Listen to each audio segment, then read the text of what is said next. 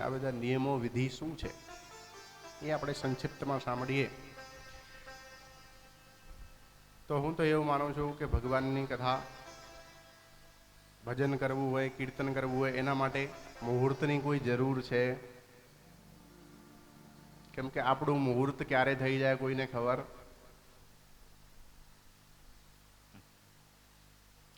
કોણે ક્યારે જવાનું વારો આવે કશી ખબર? આ કલિયુગ છે અને કલિયુગમાં જે કાલ વ્યાલ મુખગ્રાસ, કલિયુગ એક વિશાલકાય સર્પ જેવું છે જે આપણને ગ્રસવા, પ્રતિપલ ગ્રસવા દોડે છે. એટલે કે બધાને મારી નાખવા જ દોડે છે. કલિયુગનું કામ જ એ છે, ચારે બાજુ સંહાર.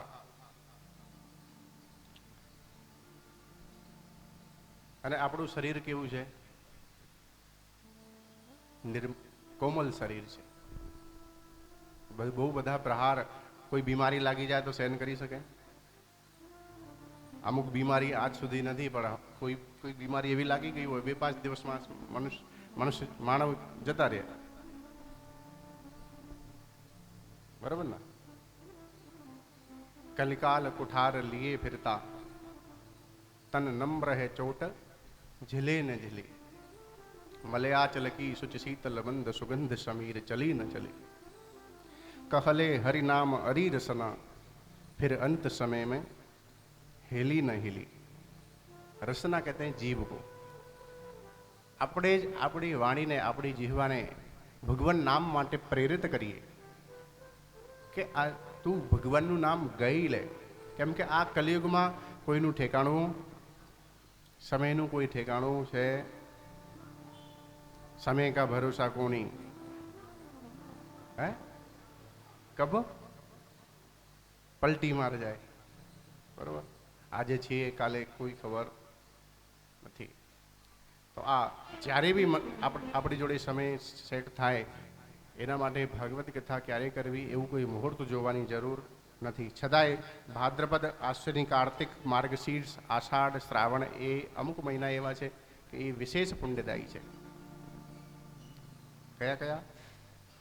ભાદ્રપદ એટલે કે ભાદો, આષાઢ, આશ્વિની, આશ્વિની એટલે કે કાર્તિક, અને કાર્તિક માસ, માર્ગશીર્ષ માસ અને શ્રાવણ માસ.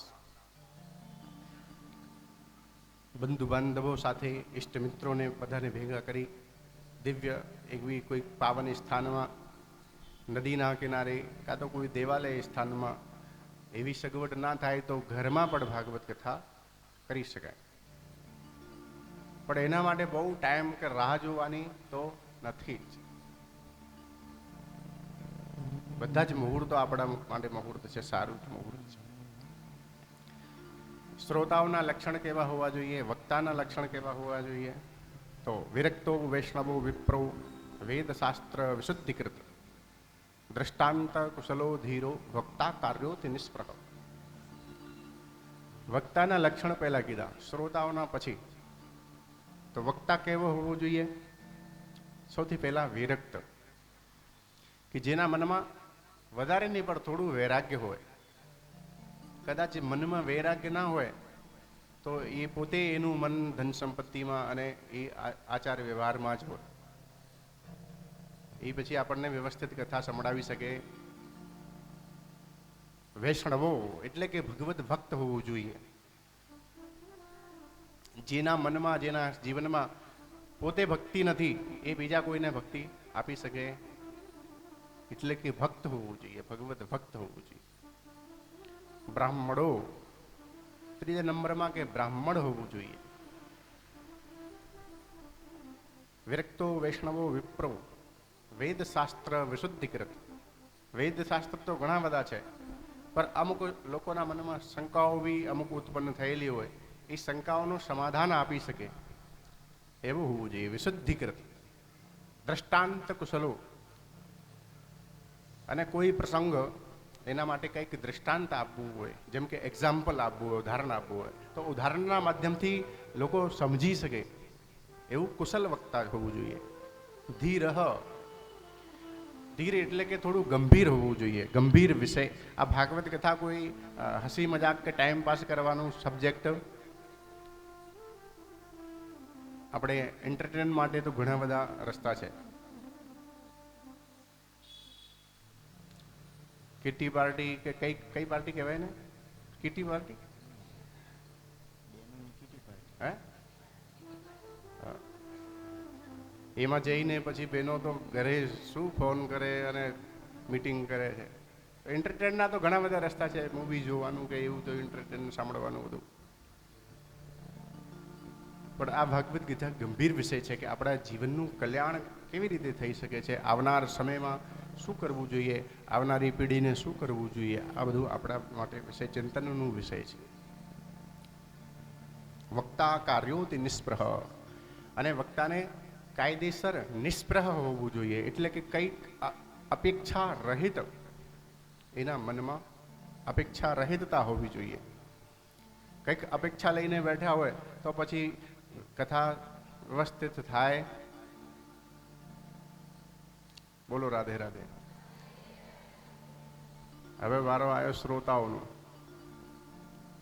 તો શ્રોતા કેવા હોવા જોઈએ કે એ પણ પોતાના મનને નિર્મલ બનાવીને ભાગવત કથા સાંભળે.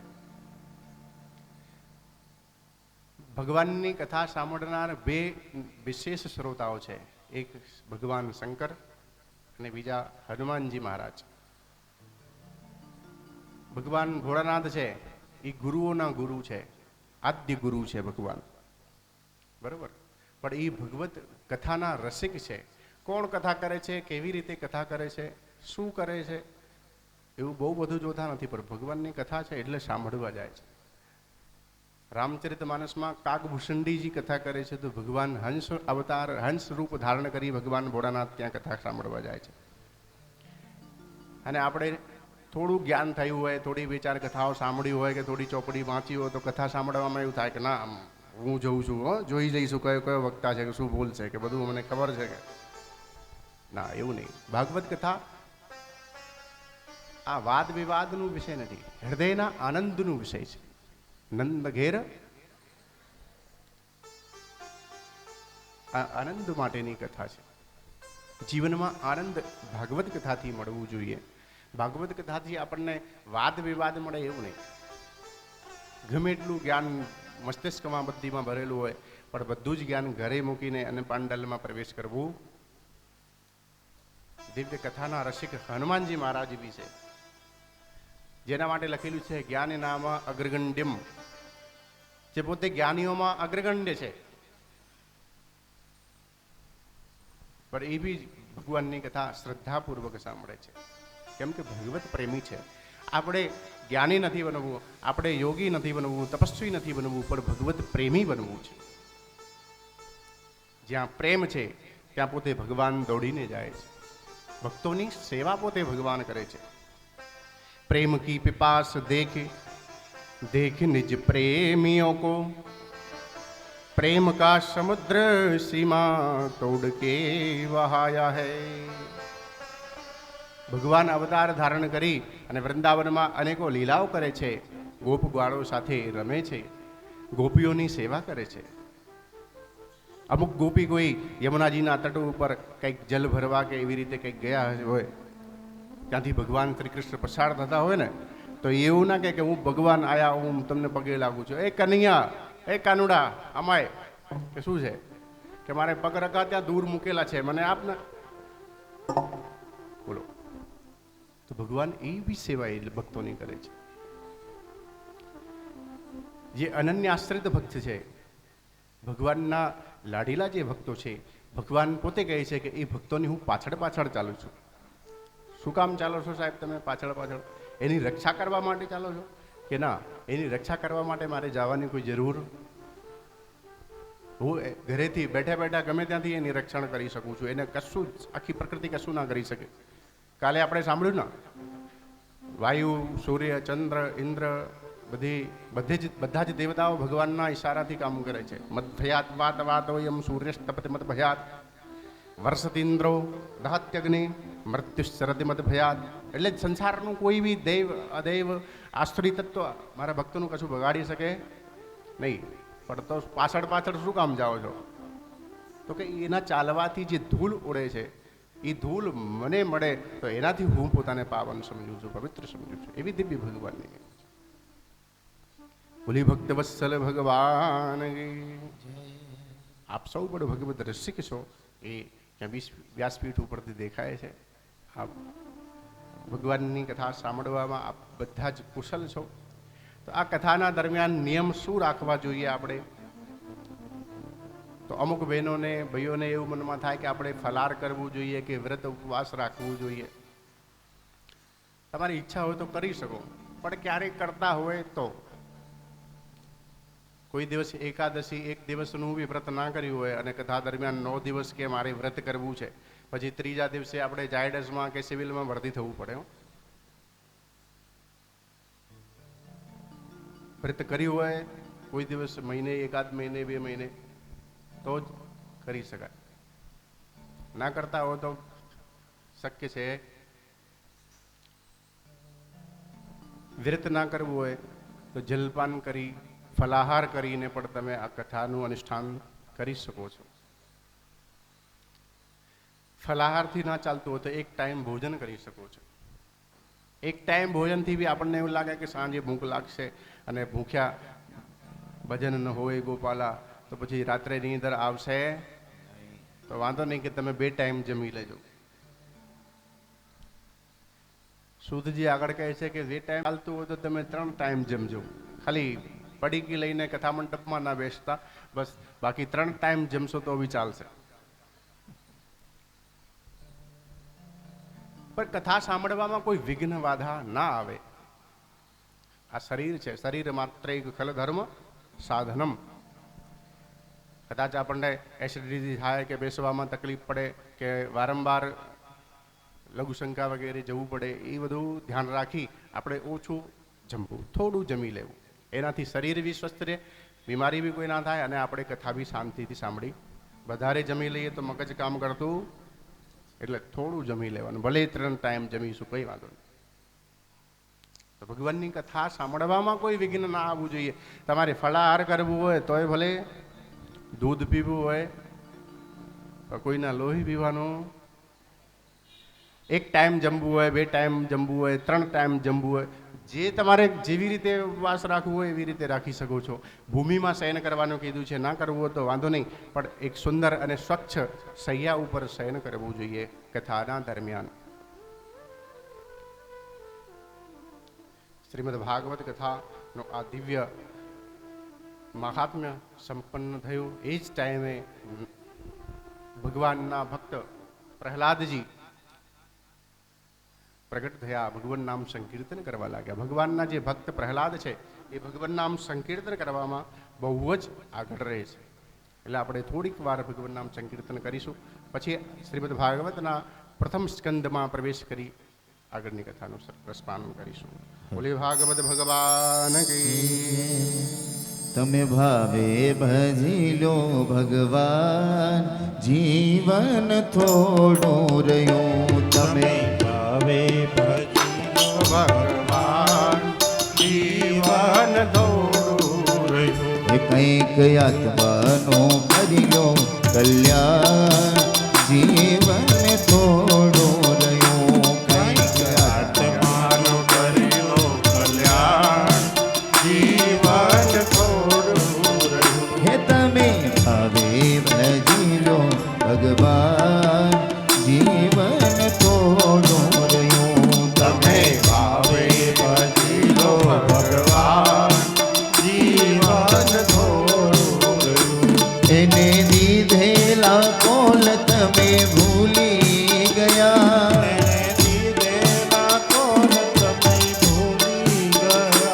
જૂઠી માયાના મોહમાં ઘેલા થયા. જૂઠી માયાના મોહમાં ઘેલા થયા. ચેતો ચેતો શું ભૂલ્યા છો ભાઈ, જીવન થોડું રહ્યું. તો શું ભૂલ્યા છો ભાઈ,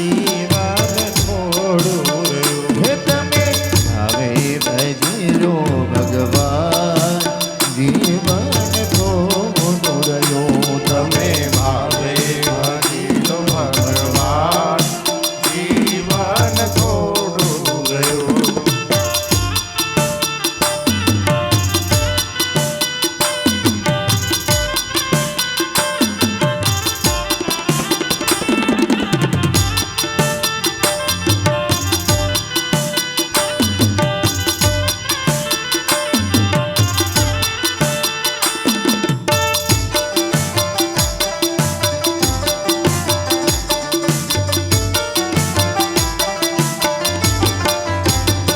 બાળપણની જુવાની માયડધું ગયું બાળપણને જુવાનીમાં અડધું ગયું.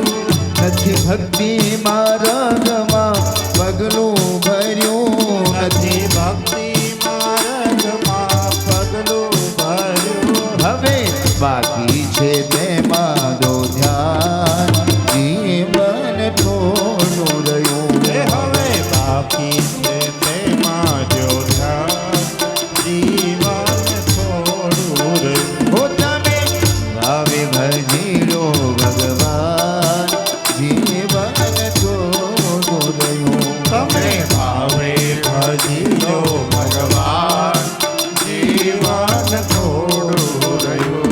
પછી ઘડપણમાં ગોવિંદ ભજાશે નહીં પછી ગળપણમાં ગોવિંદ ભજાશે નહીં. લોભ વૈભવ ને ધન તજાશે નહીં લોભ વૈભવને ધન જશે નહીં. હો બનો આજથી પ્રભુમાં મસ્તાન જીવન થોડું રહ્યું એ બનો આજથી પ્રભુમાં મસ્તાન જીવન થોડું રહ્યું. હો તમે ભાવે ભજીલો ભગવાન જીવન થોડું રહ્યું તમે ભાવે ભજીલો ભગવાન જીવન થોડું રહ્યું.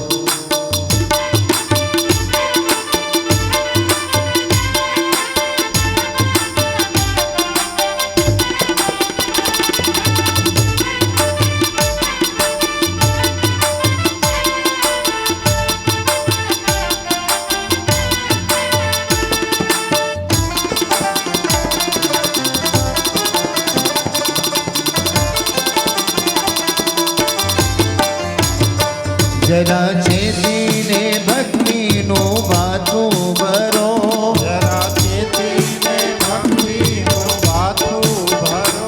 કંઈક ડર તો પ્રભુજીના દિલમાં ધરો કંઈક ડર તો પ્રભુજીનો દિલમાં ધરો. એ છીએ થોડા દિવસના મહેમાન જીવન થોડું રહ્યું એ છીએ થોડા દિવસના મહેમાન જીવન થોડું રહ્યું. એ તમે ભાવે ભજીલો ભગવાન જીવન થોડું રહ્યું તમે ભાવે ભજીલો ભગવાન જીવન થોડું ગયું. એ બધા આળસમાં દિવસો વીતી જાશે બધા આળસમાં દિવસો વીતી જશે. પછી ઓછે તું જમનું તેડું થશે ચિંતો યમનો રેડો થાશે. એ નહીં ચાલે તમારું તો પાર જીવન જોડું રહ્યું જાય તમારું તોફાન જીવન થોડું રહ્યું. તમે ભાવે ભજીલો ભગવાન જીવન થોડું રહ્યું તમે ભાવે ભજીલો ભગવાન જીવન થોડું રહ્યું. એ જ કહેવું આ દાસનું દિલમાં ધરો એ જ કહેવું આ દાસનું દિલમાં ધરો. જીત રાખી ઘનશ્યામને સ્નેહ સ્મરો રાખી ઘનશ્યામને સ્નેહ સ્મરો. ઝાલો ઝાલો ભક્તિનું સુકાન જીવન થોડું રહ્યું ઝાલો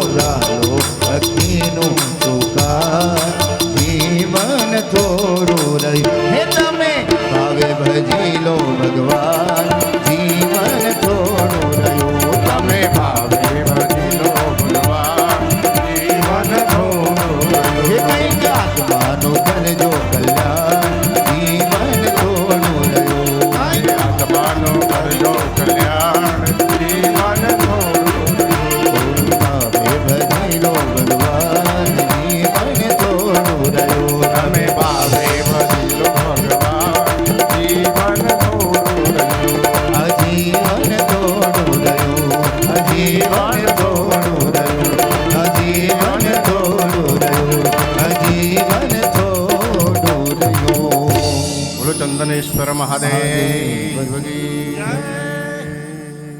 જન્માદ્યસ્ય યતોન્વયાદિતરત ચાર્થે સ્વભિજ્ઞસ્વરા તેને બ્રહ્મ હૃદય આદિકવયે મુહ્યંતિ સૂરય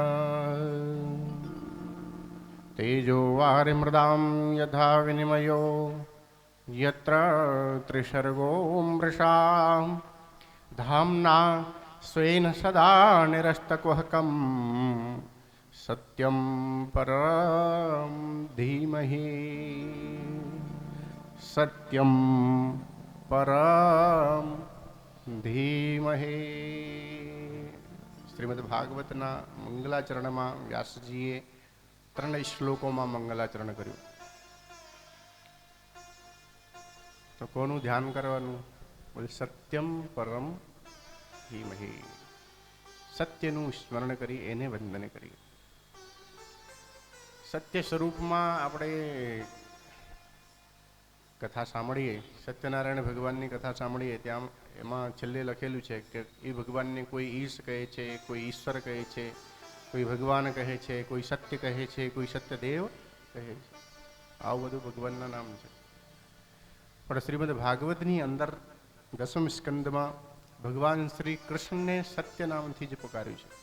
સત્યવ્રતમ સત્યપરમ ત્રિસત્યમ સત્યસ્ય યોનિમ નિહિતમ ચ સત્યે સત્યસ્ય સત્ય મૃત સત્ય નેત્રમ સત્યાત્મકમ ત્વામ શરણમ પ્રપન્ના. જે ત્રિકાલાવાદી સત્ય છે, જેની વાણી સદૈવ સત્ય છે, જેના કર્મો સદૈવ સત્ય છે, જેના ગુણ સદૈવ સત્ય છે, એ ભગવાનને 9 વખત સત્ય શબ્દથી સંબોધન કર્યું છે. અને 9નું જે આંકડો છે એ કેવું છે? પૂર્ણાંક કહેવાય. ગણિત ભણેલા લોકોને ખબર છે 9નું અંક છે એ કેવું છે? કેમ કે એ પૂર્ણ પરમાત્માનું સ્મરણ થાય છે, એટલે 9 વખત સત્ય શબ્દથી સ્મરણ કર્યું. શ્રીમદ ભાગવત કથામાં પ્રવેશ કરીએ એ જ સાથે વેદ ભગવાનનું સ્મરણ કરીએ. એટલે કે એમાં સૂત્ર લખ્યું છે જન્માદ્યસ્ય યતઃ, કે જે એ પ્રભુને અમે વંદન કરીએ છીએ જે આ સંસારનું જન્મ, ઉત્પત્તિ, પાલન અને સંહારના જે મૂળ હેતુ છે. અસ્ય વિશ્વસ્ય યતો યસ્માદ જન્મ સ્થિતિ ભંગા ભવન્તે. સંસારના સમસ્ત પદાર્થોમાં જે વિદ્યમાન છે પણ સત પદાર્થોમાં પ્રત્યક્ષ રૂપથી દેખાય અને અસત પદાર્થોમાં નથી દેખાતા, અનુભવ નહીં થતું, એવું છે. ઇતરતઃ કે ભગવાનની જે અસત પદાર્થ છે એનાથી પૃથક છે. અભિજ્ઞ, જે પોતે સર્વજ્ઞ છે, એને કોઈની સપોર્ટની જરૂર. આપણે કંઈક મોટો પ્રસંગ કરવો હોય, કંઈક કરવું હોય તો એના માટે કોઈની હેલ્પ જોઈએ, કોઈની પાસે કામ કરાવવું પડે, કોઈના માટે કરવું પડે, એવું બધું થાય. ભગવાનને સંસારનું સૃજન કરવું હોય તો કંઈ નહીં તો મટેરિયલ તો જોઈએ કે નહીં. 5 તત્વ ભૂમિ, જલ, અગ્નિ, વાયુ, આકાશ, આ બધા તત્વોની તો જરૂર ખરી ને. પણ ના, ભગવાન સ્વરાટ છે, એટલે કે એ સર્વજ્ઞ છે, બધા જ તત્વો એનામાં વિદ્યમાન છે, એટલે એને કોઈ તત્વની ક્યાંયથી જરૂર પડી, એનામાંથી જ બધા તત્વો ઉત્પન્ન થયા છે, પ્રગટ થયા છે. અભિજ્ઞ એટલે કે જે સર્વત્ર છે, સ્વરાટ જે સ્વયં પ્રકાશ છે. બીજા કોઈના બી હેલ્પથી એને તેજ નથી એનામાં, એને સ્વયં તેજ છે, સ્વયં પ્રકાશ છે, સ્વયં જ્યોતિ સ્વરૂપ છે. તેને બ્રહ્મ હૃદય આદિ કવયે, જે ભગવાન આદિ કવિ બ્રહ્માજીને પોતે શ્રીમદ ભાગવતનું જ્ઞાન આપે છે. આગળ બીજા સ્કંદમાં શ્રીમદ ભાગવત જે 4 શ્લોકોની ભાગવત છે એનું દિવ્ય ઉપદેશ ભગવાન બ્રહ્માજીને કરે છે. એવી કથા આગળ આવશે, કાલના દિવસે, કાલે આવી જશે. મુહ્યંતિ સૂર્ય, અને જે ભગવાનની લીલાઓ જોઈ મોટા મોટા સૂર એને કહેવાય જે કોઈ બી વિષયના નિષ્ણાત છે, જ્ઞાતા છે, બહુ જાણકારી ધરનાર છે, એને શૂર કહેવાય. જેમ કે શૂરવીર, આમ વીર તો ઘણા બધા હોય, પણ બધાને શૂરવીર કહેવાય. આવી રીતે જે વિષયમાં નિષ્ણાત છે, બહુ ઘણું બધું જાણે છે, એને શૂર કહેવાય. તો ભગવાનની લીલા જોઈ સાંભળી બહુ મોટા મોટા જ્ઞાનીઓ, યોગીઓ, તપસ્વીઓ, જ્યાં સુધી કે બ્રહ્માજી બી વ્યામોહિત થઈ જાય છે. ભગવાનની વૃંદાવનમાં લીલા ચાલતી હતી, અઘાસુર વધ કર્યું, બરોબર, અને બધા જ ગ્વાલવાલો સાથે ભગવાન ત્યાં ભોજન લીલા કરે છે. તો એકબીજાનું એઠું ઝૂઠું ભગવાન ખાય. એ ટાઈમે બ્રહ્માજીએ જોયું કે આ કેવું બ્રહ્મ છે, કે ભોજનના નિયમો, કે હમણાં શાસ્ત્રીજી અહીંયા ચંદ્રેશ્વર મહાદેવ કથા પ્રાંગણમાં વર્ણન કરતા હતા કે જેવું તેવું જ્યાં ત્યાં જેમ તેમ ખવાય, કે આ બ્રહ્મ કહેવાય. તો મનમાં શંકા થઈ ગઈ, અને બ્રહ્માજીની એ સ્તુતિ કરી ત્યારે જ ભગવાન અવતાર લઈને પૃથ્વી ઉપર આવ્યા હતા. તો એ બ્રહ્માજીના મનમાં શંકા થઈ. બોલો, તો જેના ક્રિયાકલાપથી, જેના વ્યવહારથી, જેના ગુણોથી મોટા મોટા બ્રહ્માજી જેવા બી વ્યામોહિત થઈ શકે છે, એવા ભગવાનને આપણે સ્મરણ કરીએ છીએ. મુહ્યંતી સૂર્ય તેજો વારે મૃદામ યથા વિનિમયો યત્ર ત્રસર્ગો મૃષા. ભગવાનની જે માયા છે એ 3 પ્રકારથી આપણે જોઈ શકીએ. આખા સંસારમાં ભગવાનની માયા વિદ્યમાન છે. કોઈ એવી જગ્યા નથી જ્યાં ભગવાનની માયા નથી. પણ માયાનું ભ્રમ કેવી રીતે થાય છે? તો આપણને જેમ કે સૂર્યનું પ્રકાશ તેજ પડતું હોય અને કોઈક સમતલ ભૂમિ કાં તો રેતમાં જલનું આભાસ થાય છે કે ત્યાં પાણી છે. દૂરથી જોઈએ, સૂર્યની કિરણોથી રેત ઉપર કિરણો પડતી હોય, રિફ્લેક્શન એનું થતું હોય, ત્યાં એવું લાગે કે પાણી છે, પણ ત્યાં પાણી હોતું. એવી રીતની માયા છે. અમુક જગ્યાએ પાણી ભરાયેલું છે, પણ આમાં ઉપરથી કાંઈ, એટલે કે થોડી ધૂળ માટી એવું ઢાંકેલી છે, તો આપણને એવું થાય કે આ સ્થળ છે કે માટી છે, પણ અંદર પાણી ભરેલું છે. તો જે મતિનું ભ્રમ થાય છે. અગ્નિમાં જલ, જલમાં સ્થળ, સ્થળમાં જલ, આવું બધું દેખાય છે. આવી રીતે જ આપણને સંસારમાં દૂર ક્યાંક સુખ દેખાતું હોય, પણ મળતું દુઃખાલયમ અશાશ્વતમ. સુખ માટે પ્રયત્ન કરીએ છીએ, રાત દિવસ આપણે દોડીએ છીએ, પણ સુખ તો ભગવાનની શરણમાં છે. શાંતાકારમ ભુજગ શયનમ, જે પોતે શેષની શૈયામાં શયન કરે છે, પણ કેવા છે? શાંતાકારમ. શાંતિ જોઈતી હોય તો એની શરણમાં જ, એની ચરણમાં જ જવું. સંસારમાં ક્યાંય શાંતિ મળતી, કેમ કે આખું સંસાર માયાથી ગ્રસિત છે, માયા ભરેલી છે આખા સંસાર. ધામના સ્વેન સદા નિરસ્ત કુહકમ, જે પ્રભુ સ્વયં પ્રકાશ જ્યોતિથી માયા અને માયાના બધા જ કાર્યો સ્વયં કરે છે, ભગવાન કરે છે. એવું કેવી રીતે માનીએ? તો શાસ્ત્રો પ્રમાણ આપે છે કે ભગવાનને કોઈ બી કામ કરવા માટે હાથ પગની જરૂર, કંઈ કરવું હોય તો હાથની જરૂર નથી, ક્યાંય ચાલીને જવું હોય તો પગની જરૂર. અરે બિનુ પગ ચલહી સુનહી બિનુ કાના, બિનુ કર કર્મ કરહી વિધિ નાના. બિનુ પગ ચલહી સુનહી બિનુ કાના, બિનુ કર કર્મ કરહી વિધિ નાના.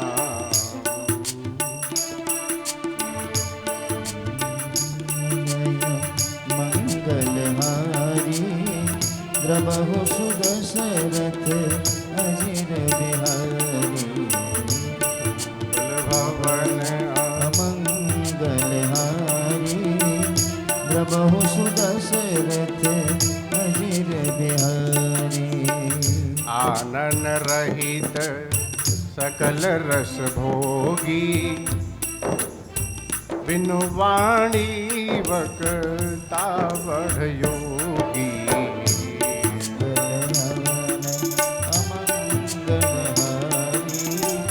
દ્રબહુ સુદશરથ અજીર બિહારી. बिनु पग चलही सुनहि बिनु काना, વિનો કર કર્મ કરહી વિધિ નાના. અમંગલ હરી દ્રબહુ સુદશરથ અજીર બિહારી. ભગવાનને કંઈ ચાલવા માટે પગની જરૂર, કોઈની બી કશું બી સાંભળવા માટે કાનની જરૂર, કઈ બી જોવા માટે આંખની જરૂર છે. આનંદ રહિત સકલ રસ ભોગી. ભગવાનને ભોગ સામગ્રી ધરાઈએ તો એને જમવા માટે મુખની જરૂર નથી. આપણું ભાવ જોઈને ભગવાન એને સ્વીકારે જ છે. ભગવાન દુર્યોધનની મેવાનું ત્યાગ કરી અને વિદુરજીના ઘરે જઈને શાકનું ભોગ ધરાવે છે. પર ભાવ છે એના હિસાબે. એટલે ભગવાનને કોઈ બી સંસારના બધા જ કર્મ ભગવાન પોતે કરે છે, પણ છતાંય કંઈ કરવા માટે કોઈ બી વસ્તુની, કોઈ બી ઇન્દ્રિયની આવશ્યકતા ટૂંકમાં આવું સમજવું જોઈએ. નિગમ કલ્પતરોર ગલિતમ ફલમ. આ શ્રીમદ ભાગવત છે. કેવું છે?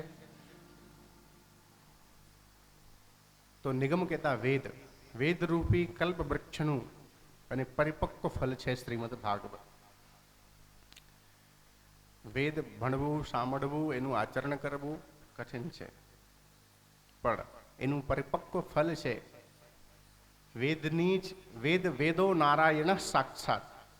વેદ છે એ સાક્ષાત નારાયણ છે. જ્યારે કોઈ બી કામનાપરક અનુષ્ઠાન યજ્ઞ કરવામાં આવે છે ત્યારે વૈદિક બ્રાહ્મણો વેદની રચાવના દ્વારા યજ્ઞ અનુષ્ઠાન કરે છે. એને ભગવાનને રાજી કરે છે, ભગવાન પ્રસન્ન થાય છે. કેમ કે વેદ સાક્ષાત નારાયણ છે અને વેદનું જ જે રસરૂપ છે. નિગમ કલ્પતરોર ગલિતમ ફલમ. આ શ્રીમદ ભાગવત રૂપી ફલ છે, વેદનું ફલ છે. શું છે? શ્રીમદ ભાગવત. અને કેવું ફલ છે? કદાચ કાચું હોય કે ખાટું હોય કે ગુઠલી વાળું હોય. આમ અમુક ટાઈમ આમ કેરી લેવા જાઓ તો જોવામાં તો સારા દેખાય, પણ અંદરથી ગુઠડી મોટી નીકળે અને કંઈક રસ નીકળે. તો એવું કંઈ નહીં ના. એટલે નહીં, પરિપક્વ ફલ છે અને સ્વાદિષ્ટ છે, મધુર ફલ છે. એ ફલમાં સુખદેવ જેવા પરમહંસની ચોંચ મારેલી છે, મુખ લાગેલું છે. એટલે એ ફળ મધુર બી છે, મીઠું બી છે અને સર્વત્ર બધાને સુલભ બી છે. એટલે બધા માટે સારું બી છે. એવું દિવ્ય શ્રીમદ ભાગવત રૂપી પરિપક્વ ફલ છે. ભાગવત સાંભળવાના અધિકારી કોણ? તો કે નિર્મત્સરાણામ સતા, કે જેની મતિમાંથી નિર્મત્સરતા એટલે કે ઈર્ષ્યા નીકળી જાય એ લોકો કથા સાંભળી શકે છે.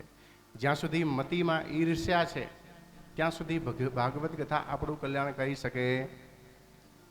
એકબીજાના પ્રતિ છલ, કપટ, દ્વેષ, ઈર્ષ્યાની ભાવના જ્યાં સુધી છે, જેમ કે વરસાદ થતી હોય, અમૃતમય વરસાદની જલ તો વરસે છે, આપણી જોડે મોટું પાત્ર બી છે, મોટા મોટી કચરોડ છે, મોટું ઘરનું આંગણ છે, પર એ આંગણમાં મોટી કચરોટ લઈ અને ઓંધી મૂકી દીધી હોય તો એક બૂંદ ટીપો પાણી મળે? ના મળે ને. તો આપણી મતિ છે જ્યાં સુધી આમાં ઈર્ષ્યા ભરેલી છે, કોઈના બી પ્રતિ દ્વેષની ભાવના જ્યાં સુધી આપણા અંદર ભરેલી છે ત્યાં સુધી ભાગવત કથાથી આપણું કલ્યાણ થાય. એક મહાત્માજી જેમ ક્યાંક મંદિરમાં સેવા કરતા હોય એવી રીતે સેવા કરતા હતા અને ઘણા બધા ભક્તો ત્યાં દર્શન કરવા, પૂજા કરવા આવે. પણ એક ભક્ત એવું હતું કે જેના મનમાં મહાત્માના પ્રતિ જ દ્વેષ હતું કે આ મહાત્મા તો અહીંયા મંદિરમાં બેઠા બેઠા ખાય છે, કે બીજા બધા લોકો એને આપીને જાય અને આ તો મોજ ઉડાડે છે. કે એવું છે. મહાત્માને થયું કે મારે આ બધા ભક્તો આવે છે, કેટલી શ્રદ્ધાથી આવે છે આખી સોસાયટી, પણ આ એક જ કેમ દુષ્ટ છે? પણ હું તો ભગવાનનો ભક્ત છું, સાધુ છું, સંત છું, મારું કામ જ છે કે બધાનું કલ્યાણ કરવું, તો એનું બી કલ્યાણ મારે કરવું જોઈએ. કેવી રીતે કરવું? તો બીજા બધા લોકો મહાત્માજીને મંદિરમાં આવવા આવતા હતા અને એ દિવસે મહાત્માજીના મનમાં થયું કે મારે એના ઘરે લેવા જવું છે, માંગવા જવું છે. તો મહાત્માજી હાથમાં કમંડલું લઈને એને માંગવા ગયા, પણ એને શું કર્યું કે કમંડલુમાં થોડું ગોબર કે કંઈ કચડો એવું ભરી દીધું, ગાયનું છાણ લેપન કરી દીધું, અને એના ઘરે જઈને કે ભાઈ અલખ નિરંજન, હર હર મહાદેવ, જય શ્રી રામ કંઈક બોલી કે ભાઈ આપો. તો એની ઘરવાળી થોડી શ્રદ્ધા થઈ કે મહારાજજી આવ્યા છે તો એને કંઈક આપીએ. તો ઘરવાળાએ પાછળથી હાથ પકડ્યું કે ક્યાં જાય છે? આ તો બાબા કે મહાત્મા કે સારો નથી, કે આ તો ખોટા મહાત્મા છે, એને કંઈ અપાય? દોડીને પાછળ ગયા. છતાંય એને ઘરવાળીએ કીધું કે ના મહાત્માજી આપણા ઘરે ચાલીને આવ્યા છે તો કંઈક નહીં તો થોડું કંઈક લોટ આપી દઈએ, 2 રોટલી આપી દઈએ, શાક આપી દઈએ, એ બિચારા જમી લેશે ભૂખ લાગી હોય. કોઈ આપવા ના ગયું હોય ત્યારે આપણા ઘરે આવ્યા છે, એવું વિચાર કર્યો. તો એ માણસે શું કીધું કે તું આપશે તો તું વધારે આપી દેશે, તું મને આપ, હું એને આપી દઈશ, થોડું આપી દઈશ. તો એ કંઈક આપવા જાય અને એને જોયું કે એના કમંડલમાં તો કચરો ભરેલું છે. તો એને પહેલાથી મહાત્માના પ્રતિ દ્વેષ તો હતું જ, અને ગુસ્સો બી થયું કે વાહ, અમે સમજતા હતા કે તમે સીધા સાધા ભોલાવાળા મહાત્મા છો, તમે તો આટલા બધા કે આ કમંડલુમાં બી ગોબર લગાડીને આવ્યા છો લેવા. આ ગોબરમાં થોડી કોઈ ખાવાની વસ્તુ મુકાય, અમારી વસ્તુ બી બગડે. મહાત્માજીએ કીધું મારે કશું લેવાનું નહોતું, હું એ જ શીખવાડવા આવ્યો છું તને, કે જ્યાં સુધી આ કમંડલુમાં કચરો ભરેલું છે ત્યાં સુધી કોઈ વસ્તુ ખાવાની મુકાય જે આપણા ઉપયોગમાં આવશે. આવી રીતે જ્યાં સુધી મતિમાં, બુદ્ધિમાં કચરા ઘણા બધા ભરેલા છે ત્યાં સુધી અમૃતમય ધારા આ શ્રીમદ ભાગવતની વહતી હોય, પણ આપણું કલ્યાણ તો કેમનું થાય? તો મતિમાંથી, બુદ્ધિમાંથી પેલા બધા જ કચરા કાઢી દેવા. બોલો રાધે રાધે. બીજી વખત બોલો. હવે કાલની જેમ બોલો. બોલો ભાગવત ભગવાન કી. શ્રીમદ ભાગવત કથા એવું દિવ્ય ગ્રંથ. પીત્વા પીત્વા પુનઃ પીત્વા પુનર્જન્મ ન વિદ્યતે, ઉત્થાય ચેત પુનઃ પીત્વા યાવત પતતિ ન ભૂતલે. પીત્વા પીત્વા પુનઃ પીત્વા યાવત પતતિ ન ભૂતલે, ઉત્થાય ચેત પુનઃ પીત્વા પુનર્જન્મ ન વિદ્યતે. સદા સર્વદા શ્રીમદ ભાગવત કથાનું પાન કરવું જોઈએ. જ્યાં સુધી આ સંસાર, આ જન્મ, આ દેહ ના છૂટે ત્યાં સુધી કરવું જોઈએ. જીવીએ ત્યાં સુધી ભગવાન નામ ભજન કરીએ, જપ તપ કરીએ તો જ આ દેહનું કલ્યાણ થાય. જન્મ જન્મ મુનિ જતન કરાઈ, અંત રામ કહ આવત નહીં. આપણે અમદાવાદ, ગુજરાતના લોકો અમુક રામચરિત માનસમાં કાચા પડી જાય. રામાયણની ચોપાઈ આવે એટલે કશું બોલતા નથી. કાયદેસર રામચરિત માનસ છે ને એ બહુ સરળ ભાષામાં આપણને જ્ઞાન આપે છે. રામાયણનું પાઠ ઘરમાં કરવું જોઈએ. થઈ શકે, બને શક્ય થાય તો રોજે રોજ 2 પાના વાંચવા જોઈએ. જન્મ જન્માંતરો સુધી મહાત્માઓ યત્ન કરે છે ભગવાનને પાવાનું, પણ એ પણ સફળ થતા નથી. કેમ કે અંતે યા મતિ સા ગતિ. અંતિમ સમયમાં ભગવાનનું સ્મરણ થાય તો ભગવત ધામની પ્રાપ્તિ. પણ જીવનભર ભજન કર્યું હોય તો અંતમાં ભગવાનની કૃપાથી આવું સંભવ છે. પણ જીવનમાં ભજન ક્યારે ના કર્યું હોય તો આવું બને. બોલો વૃંદાવન વિહારી લાલ કી. હવે આપણે કથામાં પ્રવેશ કરીએ તો નૈમિષારણ્યની પાવન ભૂમિ છે, જ્યાં 88,000 ઋષિઓ ભેગા થયા, જેનું જીવન કથામય છે. નિરંતર કથા ભગવાનની મહિમાનું ગાન સાંભળે છે, કરે છે. પણ એના મનમાં એવું વિચાર થયો કે આપણે 1000 વર્ષનું સત્ર રાખવું છે, કે 1000 વર્ષ સુધી ભગવાનની કથા નિરંતર ચાલે. એના માટે દિવ્ય જગ્યા જોઈએ. તો બ્રહ્માજી પાસે જઈ બ્રહ્માજીએ એક ચક્ર છોડ્યું. એ ચક્ર નેમિષ નામના અરણ્યમાં, જંગલમાં ત્યાં પડ્યું. એટલે મહાત્માઓએ એ જગ્યાએ ઉત્તમ સમજી અને એ જગ્યાએ 1000 વર્ષનું દિવ્ય અનુષ્ઠાન કર્યું.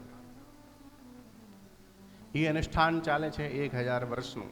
પર વચ્ચે સોનકજી જે ઋષિઓના મુખિયા છે, પ્રમુખ છે, એ પ્રશ્ન કરે છે સૂતજીને, છ પ્રશ્ન પૂછ્યા અને એ 6 પ્રશ્નોમાં જ આખી શ્રીમદ ભાગવત કથા છે. પ્રશ્નો આપણને ખ્યાલ આવે તો એનો ઉત્તર એટલે કે કથા સાંભળવાની થોડી મજા આવશે, પણ પ્રશ્ન શું હતું એ ભૂલી જઈએ કે એ ધ્યાનમાં ના રહે તો થોડી ઓછી મજા આવે. તો પ્રશ્ન છે કેમ શ્રેય શાસ્ત્ર સાર કહ સ્વાવતાર પ્રયોજનમ કિમ કર્મ કેવતારાશ્ચ ધર્મ કમ શરણમ ગત. કિમ શ્રેય કે મનુષ્યનું કલ્યાણનું સાધન શું છે, મનુષ્યનું કલ્યાણ થાય એવું કયું સાધન છે, આ પહેલો પ્રશ્ન. શાસ્ત્ર સાર કહો કે શાસ્ત્ર તો ઘણા બધા છે, આપણે બધાને વાંચવા કે સાંભળવા જઈએ તો આપણું કલ્યાણ તો એમની એમ થઈ ગયું. તો શાસ્ત્ર સાર કહો કે બધા જ શાસ્ત્રોનું સાર શું છે.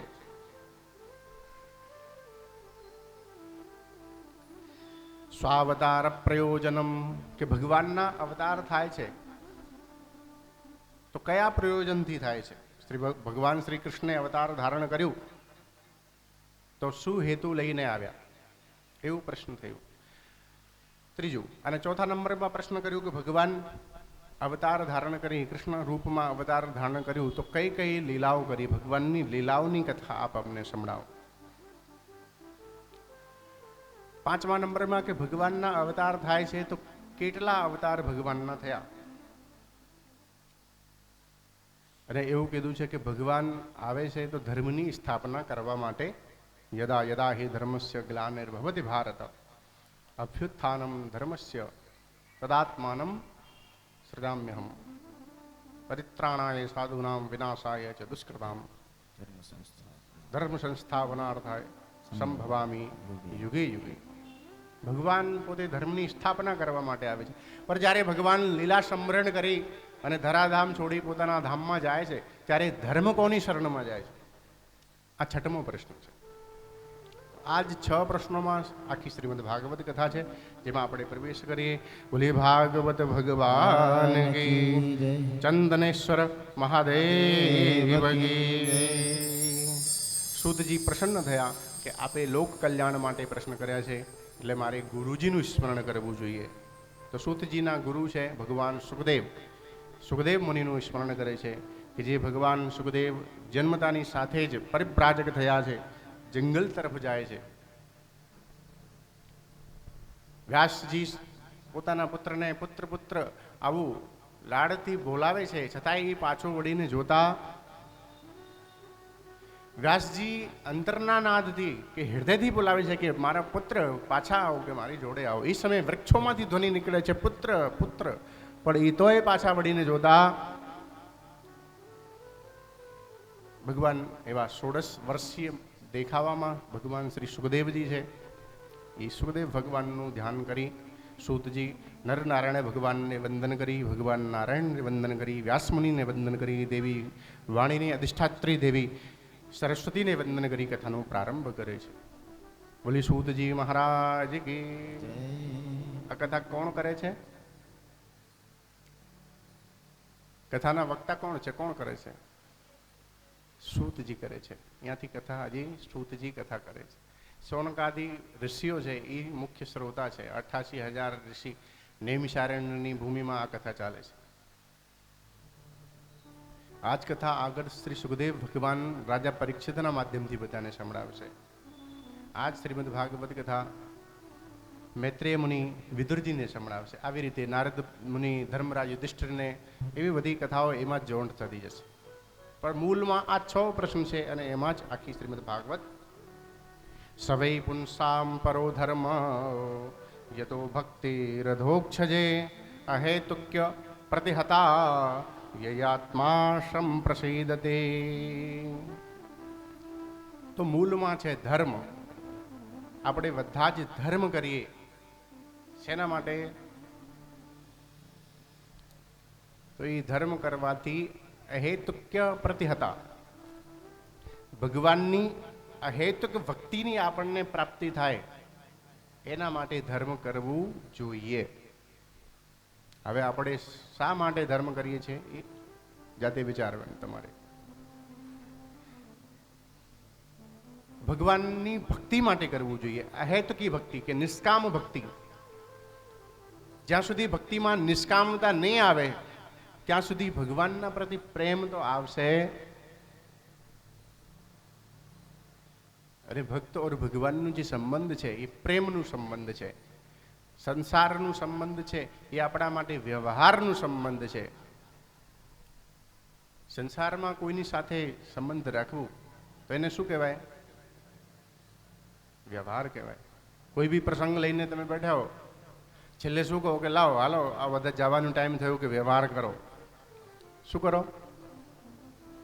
વ્યવહાર ના કરો તો પ્રસંગ સારું લાગે? હા કે ના તો પાડો. આપણે એવું હોય તો ચાની વ્યવસ્થા કરાવડાવીશું પહેલા. બાકી અહીંયા વ્યવસ્થામાં કોઈ એવું કમી નહીં. આપણને નાસ્તો વાસ્તો વ્યવસ્થિત, પાણી ચારે બાજુ, પંખા વંખા એવું સરસ મજાનું પાણીનું, વરસાદ થાય તો કોઈ ચિંતા નહીં. બેસવાની જગ્યા નીચે ના ફાવતું હોય તો ખુરશીઓ બધી મૂકેલી છે. બોલો કેટલી બધી સગવડ છે.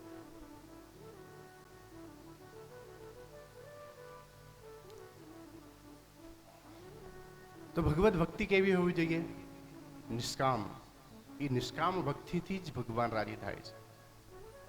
સંસાર છે એ વ્યવહાર જગત છે. વ્યવહાર વગર કોઈ બી મનુષ્ય રાજી થતા, એટલે સંસારમાં બધાની જોડે આપણે વ્યવહાર કરવું પડે છે.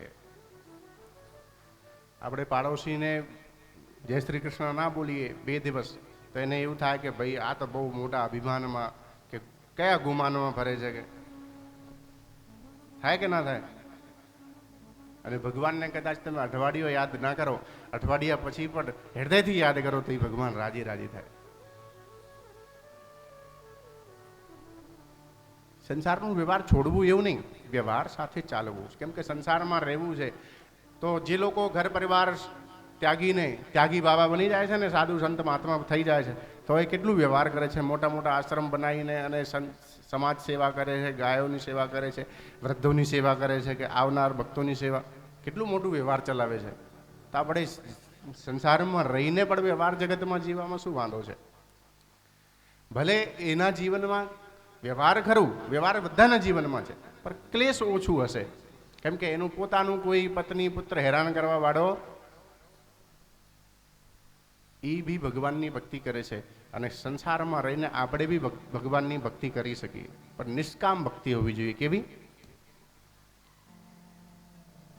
સંસારીનું અને સંન્યાસીનું થોડું ફેર છે. સંસારી લોકો છે એ આમ ક્યાંય જવાનું હોય પણ માર્કેટમાંથી નીકળતા હોય એવું રસ્તો છે એ લોકો માટે. અને સંસાર છોડીને સંન્યાસી થઈ ગયા છે એના માટે બાયપાસ રોડ જેવું છે કે રસ્તો ભલે થોડું લાંબો રહે, કેમ કે એને રોટલી કોણ બનાવીને ખવડાવે? જાતે બનાવવી પડે. કંઈક પગ વગ દુખતા હોય તો કોઈ ભક્ત સેવક એવું જોવું પડે કે મારે પગ દબાવે. પણ ગ્રસ્તીઓને તો સારું કે ઘરવાળી દબાવે. ઘરવાળીના પગ દુખતા હોય તો કંઈક એના ઈશારામાં કહી દે તો બિચારો એ ઘરવાળો દબાવે. પછી તો થોડા સંન્યાસીઓ માટે સહેજ બાયપાસ છે, પર રસ્તો થોડું લાંબો છે, એને જવું ત્યાં જ છે. બાયપાસ રોડ ત્યાંથી બી રિંગ રોડ છે આપણું. અમદાવાદના આ છેડેથી પહેલા છેડે જવું હોય તો 20 કિલોમીટર થાય, પણ રિંગ રોડથી ફરીને જઈએ તો 30-35 કિલોમીટર તો થાય ને ઓછામાં ઓછું. બધા જાઓ છો કે નહીં જતા? હા તો બોલો કે હા. આવી રીતનું છે સંન્યાસીઓનું જવાનો રસ્તો. ટ્રાફિક વગેરેનું ખરું, પણ લોંગ રૂટ છે. અને સંસારીઓમાં માર્કેટમાંથી જવું એટલે ધક્કા મુક્કી થોડી, ક્યારેય છોકરા હેરાન કરે, ક્યારેય છોકરીઓ હેરાન કરે, ક્યારેય ઘરવાળી હેરાન કરે, ક્યારેય ઘરવાળો હેરાન કરે. એવી રીતે ચાલતું ચાલતું ધીમે ધીમે વધતું હોય છે આપણું.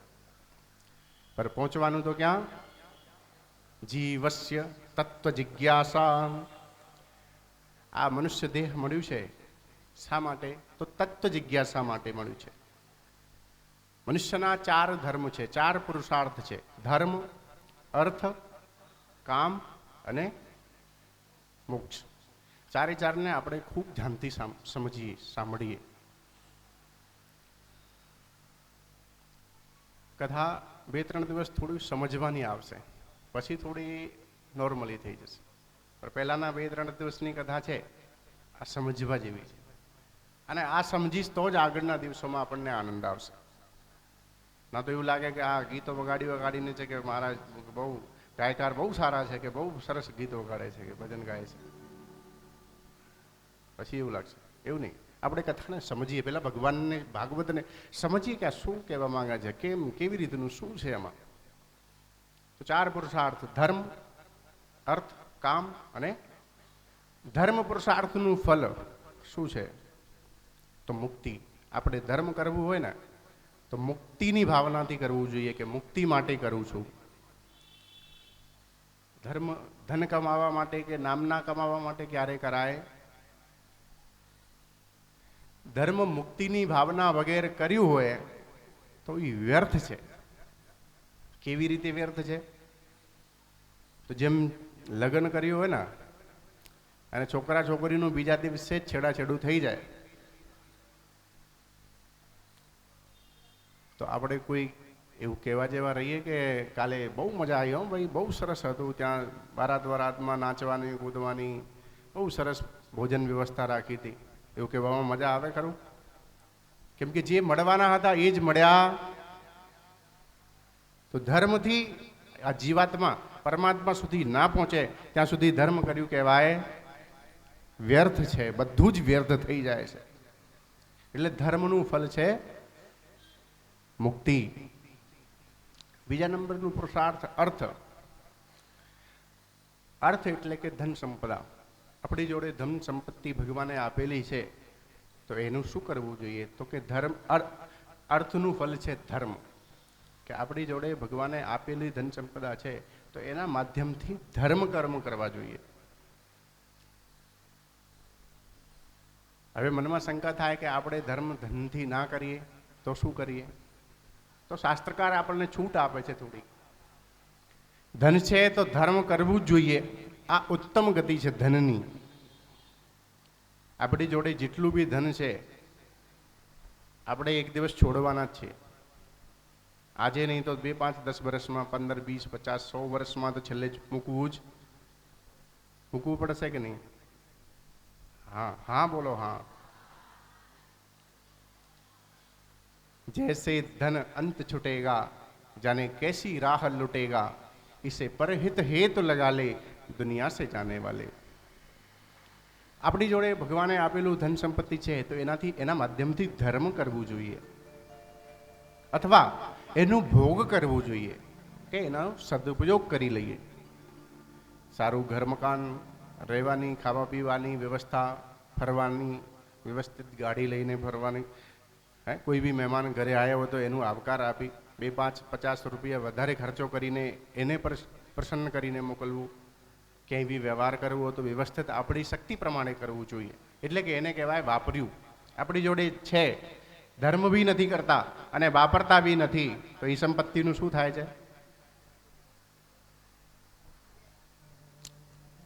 નાશ થઈ જાય છે સાહેબ.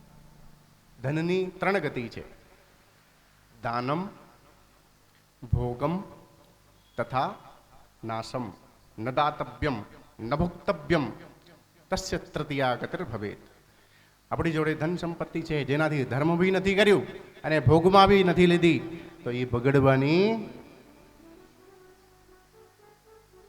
પાણી ભરીને મૂકેલું હોય તો 2 દિવસ, 5 દિવસ, 10 દિવસ, પણ 15 દિવસમાં તો જીવાતો. આવી રીતે ધન સંપત્તિ બી આપણી એમની એમ પડેલી હોય તો છોકરાઓની બુદ્ધિ બગડે કે મારા બાપા તો વાપરતા જ નથી, તો શું કરવું? કે મારે કંઈ કામ ધંધો કરવો, કે બહુ મોટી સંપત્તિ મારી જોડે છે. પછી છોકરો શું કરે? જે પોતે 1 રૂપિયા કમાવાની એને ખબર ના પડી હોય કે કેવી રીતે કમાઈ શકાય, કેવી રીતે ભેગું કરવાનું હોય, તો પછી વાપરવામાં એ કોઈ દિવસ જોવે? ઉડાડે સાહેબ. બોલો રાધે રાધે. એકવાર કાલની જેમ લીધો. તો ધનની 3 ગતિ થઈ જાય છે: દાનમ, ભોગમ તથા નાશમ. ન દાતવ્યમ ન ભોક્તવ્યમ તત્સ્ય તૃતીયા ગતિર ભવેત. જેનાથી ધનથી ધર્મ બી ના કરી શકાય, ભોગમાં બી ના લીધેલી હોય તો એનું વિનાશ થાય છે, સંતાન બગડે છે. અર્થ. ત્રીજા નંબરમાં છે કામ. કામ પુરુષાર્થનું ફલ છે વંશની વૃદ્ધિ. આપણા ઘરે સંતાનના ત્યાં સંતાન એક છોકરાના ત્યાં 10 છોકરા થાય, ભલે જનસંખ્યા વધે. કેટલા થાય? બોલો. ભલે એક થાય પણ 10 જેવું શૂરવીર ભણેલો ગણેલો હોશિયાર થાય, જેનાથી આપણે રાજી રહી શકાય, પ્રસન્નતા જીવનમાં મળે. બરોબર. તો કામ પુરુષાર્થનું છે ફલ છે વંશ વૃદ્ધિ. ઇન્દ્રિય તૃપ્તિ કામ પુરુષાર્થનું ફલ નથી. ચોથા નંબરમાં આવે છે મોક્ષ. મોક્ષનું ફલ છે જિજ્ઞાસા. મનુષ્યને જીવનમાં શું જોઈએ છે? તો જીવસ્ય તત્વ જિજ્ઞાસા, કે પરમ તત્વને જાણવું. પરમ તત્વ કોણ છે? કોને પરમ તત્વ કહેવાય? જ્ઞાની પુરુષો એ પરમ તત્વને બ્રહ્મ કહે છે.